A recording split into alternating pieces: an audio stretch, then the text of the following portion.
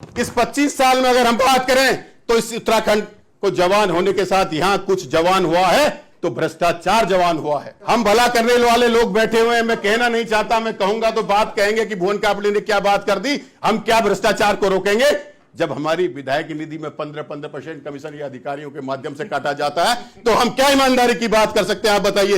मैं तो आदरणीय नेता सदन बैठे हुए हैं, 15% निकाल के सीधे आप अधिकारियों को दे दीजिए, फिर हमें विधायक निधि दीजिए। इन 25 सालों में पहाड़ के खेतों में वो जानवर जवान हुए हैं जो खेती को खत्म करते हैं। पहाड़ पे खेती नहीं हो पा रही है। इन 25 सालों में प्रदेश में रोजगार को बेचने वाले अपराधी जवान हुए हैं। तो बोले तुम्हारा राज्य तो बड़ा ही अनोखा है भाई। हम योजना बताने के लिए गए, अधिकारी पहले कहता कि हमें क्या मिलेगा, राज्य को क्या मिलेगा, वो तो बात की बात है। 10 साल तो कांग्रेस की सरकार की रही। भुवन भाई, अधिकारी का नाम बता दो जिसने पैसे मांगे, उस अधिकारी का नाम बता दो जिसने। वही बताएंगे। पाल सुमीरा रेसिडेंसी जो किच्छा में टोल प्लाजा के पास NH 9 पर स्थित है। मॉडर्न सुविधाओं, हरी भरी खुली जगहों और स्मार्ट इंफ्रास्ट्रक्चर के साथ पाल सुमीरा रेसिडेंसी लग्जरी लाइफस्टाइल की एक नई पहचान। उत्तराखंड में रजत जयंती के अवसर पर विधानसभा के विशेष सत्र के दौरान खटीमा से कांग्रेस विधायक और उपनेता प्रतिपक्ष भुवन कापड़ी ने सदन के भीतर ही प्रदेश में भ्रष्टाचार और नौकरशाही की कलाइयां खोल दी। कापड़ी ने यहां तक कहा कि उत्तराखंड के विधायकों की विधायक निधि में अधिकारी डाका डालते हैं। कांग्रेस विधायक ने यहां तक कहा कि 15% अधिकारियों को कमीशन जाता है, यह कमीशन दिए बिना काम ही नहीं बनता। उन्होंने कहा ऐसे में अगर 25 सालों में उत्तराखंड में कुछ जवान हुआ है तो वह भ्रष्टाचार हुआ है। चलिए अब आपको सुनवाते हैं कापड़ी का पूरा धमाकेदार भाषण। 2017 में फिर भारतीय जनता पार्टी को मौका मिला और प्रदेश में एक साल में 3 मुख्यमंत्री बदलने के नाम पर हमारे प्रदेश की उस सरकार को जाना गया। 5 साल में 3 मुख्यमंत्री बदले। आज ये 5वां 2022 आदरणीय पुष्कर धामी जी के हाथ में नेतृत्व आया और आज अगर इस सरकार में कहीं बात हो रही है तो पेपर लीक की बात हो रही है, भर्ती घोटाले की बात हो रही है। अगर भर्ती घोटाले की सीबीआई जांच करी गई तो मैं उसके लिए आपको बधाई देता हूं कि आपने सीबीआई जांच कराई और बड़ा जश्न का माहौल पटाखे कहीं बज रहे हैं, कहीं इधर बज रहे हैं, कहीं उधर बज रहे हैं।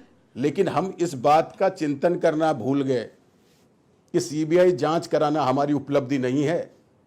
सीबीआई जांच राज्य के लोगों की राज्य सरकार में विश्वसनीयता न होने के कारण सीबीआई जांच की मांग करी गई।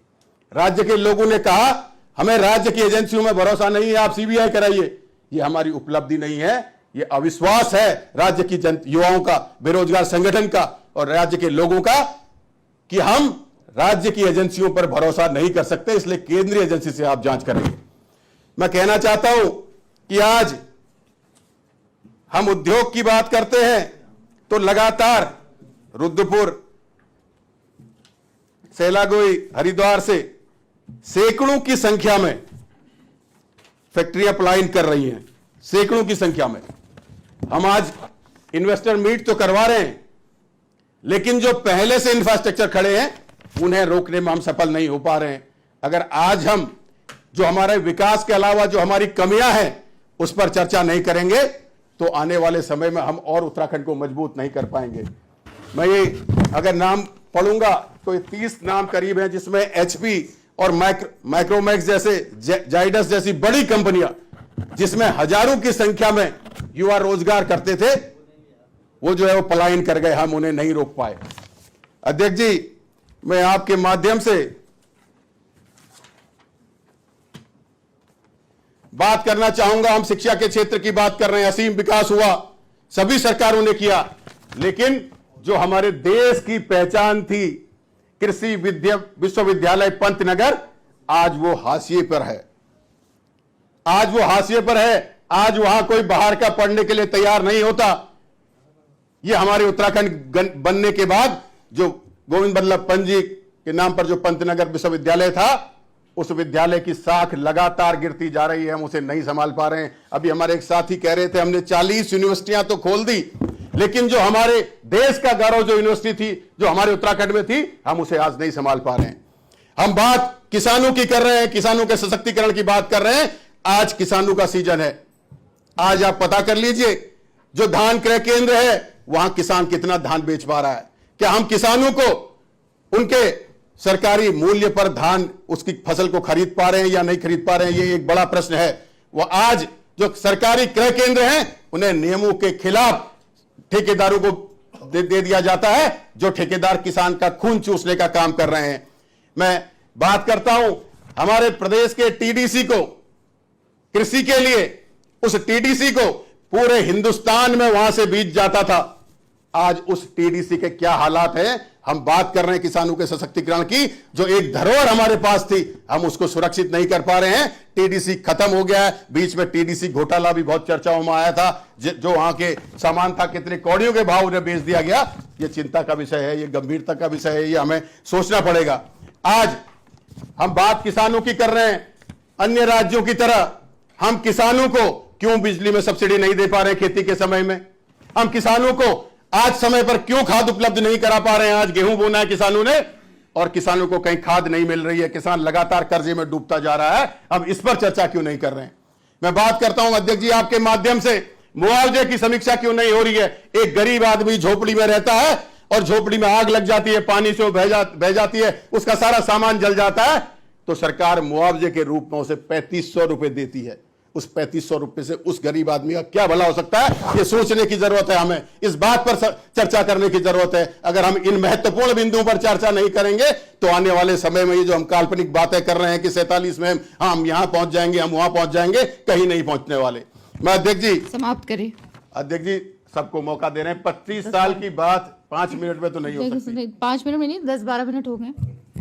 महिला सुरक्षा की बात, आज शराब की दुकान को सुरक्षा मिल सकती है, लेकिन उत्तराखंड की महिलाओं को सुरक्षा नहीं मिल सकती। अंकिता हत्याकांड एक महिला के साथ जघन्य अपराध नहीं, वो उस 25 साल में जो महिला अपने अंदर उस ताकत लाई थी कि घर से निकलकर उस पहाड़ के एक छोटे से घर में वो रहती थी, निकलकर शहर आकर लड़कों की तरह रोजगार कर सके, उस आत्मविश्वास पर हमारे आघात हुआ है। अगर सरकार मजबूती से पैरवी कर यह संदेश देती कि महिलाएं सुरक्षित हैं और कठोर और कार्रवाई करती, तो आज हमारी जो गांव की महिलाएं हैं वो अपनी बेटियों को रोजगार के लिए बाहर जाने में घबराती नहीं, चिंता नहीं करती। मैं रोजगार सुरक्षा की बात करता हूं। अभी सैन्य धाम का उद्घाटन हो रहा है, सैनिक की बात होती है, पूर्व सैनिक की बात होती है, लेकिन जब पूर्व सैनिकों और पूर्व सैनिकों के आश्रितों को नियमितीकरण करने की बात होती है, जो उपनल से लगे हुए हैं 22,000 कर्मचारी, जिसमें से 18,000 कर्मचारी भूतपूर्व सैनिक या भूतपूर्व सैनिकों के आश्रित हैं, क्यों सरकार संकोच कर रही है? क्यों सरकार जो भूतपूर्व सैनिक या सैनिकों पर क्यों ढगोसला कर रही है? क्यों नहीं उन्हें सरकार नियमावली बनाकर समान कार्य समान वेतन सुप्रीम कोर्ट के आदेश के बावजूद भी क्यों नहीं उन्हें नियमित करने का काम कर रही है? क्यों अतिथि शिक्षक रोज स्कूल जाते वक्त सोचता है अतिथि तुम कब जाओगे, अतिथि तुम कब जाओगे, कब हमें स्कूल से निकाल दिया जाएगा, कब हमारी नौकरी चली जाएगी? क्यों जो मनरेगा कर्मचारी राजस्थान और हिमाचल में जिनको कंटीजेंसी कटती है, जिनके पास बजट भी है, क्यों नहीं उन्हें नियमितीकरण किया जा रहा है? जब राजस्थान कर सकता है, जब हिमाचल कर सकता है, तो उत्तराखंड क्यों नहीं कर सकता? उत्तराखंड के युवाओं ने इस रोजगार को, जो हमारा प्रदेश का आंदोलन है, इस राज्य गठन के आंदोलन में सबसे अहम भूमिका युवाओं की थी, महिलाओं की थी, पूर्व सैनिकों की थी। आज वो तीनों ही हाशिए में क्यों है? मैं आपके माध्यम से सरकार से पूछना चाहता हूं। हम बात कर रहे हैं 15 साल की बात। आज अगर इस 25 साल में अगर हम बात करें तो इस उत्तराखंड को जवान होने के साथ यहां कुछ जवान हुआ है तो भ्रष्टाचार जवान हुआ है। कुछ भला भी तो हुआ होगा, वो तो भ्रष्टाचार जवान हुआ है। भला हो गया उसका। हम भला करने वाले लोग बैठे हुए हैं। मैं कहना नहीं चाहता, मैं कहूंगा तो बात कहेंगे कि भुवन कापड़ी ने क्या बात कर दी। हम क्या भ्रष्टाचार को रोकेंगे? जब हमारी विधायक निधि में 15% कमीशन या अधिकारियों के माध्यम से काटा जाता है, तो हम क्या ईमानदारी की बात कर सकते हैं? आप बताइए। मैं तो आदरणीय नेता सदन बैठे हुए हैं, 15% निकाल के सीधे आप अधिकारियों को दे दीजिए, फिर हमें विधायक निधि दीजिए। मैं आपसे सब जानते हैं। मैं आपसे कहना चाहता हूं अध्यक्ष जी, इन 15 सालों में कुछ जवान हुआ है तो महिलाओं पे अपराध जवान हुआ है इस प्रदेश में। इन 25 सालों में अगर कुछ जवान हुआ है तो किसानों में कर्जा जवान हुआ है। इन 25 सालों में पहाड़ के खेतों में वो जानवर जवान हुए हैं जो खेती को खत्म करते हैं, पहाड़ पे खेती नहीं हो पा रही है। इन 25 सालों में प्रदेश में रोजगार को बेचने वाले अपराधी जवान हुए हैं। इस उत्तराखंड में उन आंदोलनकारी जो आज भी हमारे खटीमा में 253 है, उसी ग्राउंड में है जिस ग्राउंड में 800 लोग हुए हैं, उसमें से 3 लोग तो स्वर्ग सिधार गए, उनको अधिकार नहीं मिल पा रहा है। मैं आपसे कहना चाहता हूं, ये बहुत मैं कड़वे शब्द बोल रहा हूं, लेकिन ये सच्चाई है, और जब तक हम सच्चाई नहीं स्वीकारेंगे तब तक इस प्रदेश का भला नहीं होने वाला, ये प्रदेश आगे नहीं जाने वाला। आज कल ही की घटना है, प्रोटोकॉल मंत्री जी से मैं कह रहा था कि अधिकारी किसी भी जनप्रतिनिधि की बात को सुनने को तैयार नहीं है, फोन उठाने को तैयार नहीं है। क्यों इतने अधिकारी बेलगाम हो गए? तो उसके भी कारण है। हल्द्वानी में इतनी बड़ी घटना हो जाती है, 9 लोगों की मृत्यु हो जाती है, 9 लोग मर जाते हैं, 100 से ज्यादा लोग 2 साल से जेल में हैं। अधिकारियों की कमी के कारण, उनकी योजना की कमी के कारण एक भी अधिकारी के खिलाफ कार्रवाई नहीं की गई, एक भी अधिकारी के खिलाफ कार्रवाई नहीं की गई। अध्यक्ष जी, अधिकारियों का भय खत्म हो गया है इस प्रदेश में। अगर हम कहीं जाते हैं, हमारे एक बड़े भाई है, इंजीनियर है, सॉफ्टवेयर कंपनी चलाते हैं बेंगलोर में, और वो कार्टून बनाते हैं, गेम बनाते हैं, और बेंगलोर में कम से कम 1000 आदमी उनके यहां काम करता है। वहां एक संस्था चलाते हैं, उस संस्था में फ्री में वो एजुकेशन देते हैं और उनको रोजगार देते हैं। वो उत्तराखंड में आए, उत्तराखंड के अधिकारियों से मिले, तो उनका ये एक्सपीरियंस था, वो यहां आकर खुद पैसे लगाकर युवाओं को पढ़ाकर और फिर रोजगार देने का काम शुरू करना चाहते थे। उन्होंने कहा यार कि बहुत हो गया, अब 50 साल के हो गए, अपने राज्य के लिए कुछ करने का मन है। तो बोले तुम्हारा राज्य तो बड़ा ही अनोखा है भाई, हम योजना बताने के लिए गए, अधिकारी पहले कहता कि हमें क्या मिलेगा, राज्य को क्या मिलेगा, वो तो बात की बात है। 10 साल तो कांग्रेस की सरकार भी रही, समाप्त करिए। भाजपा कांग्रेस की सरकार भी रही। भाजपा कांग्रेस की बात नहीं कर रहा, आप 25 सालों की बात कर रहा हूं। तो 25 साल में 10 साल तो आपकी सरकार भी रही, बात समाप्त करिए। 25 साल की बात कर रहा हूं। तो 10 वो साल तो कहते आपकी हैं सरकार भी रही।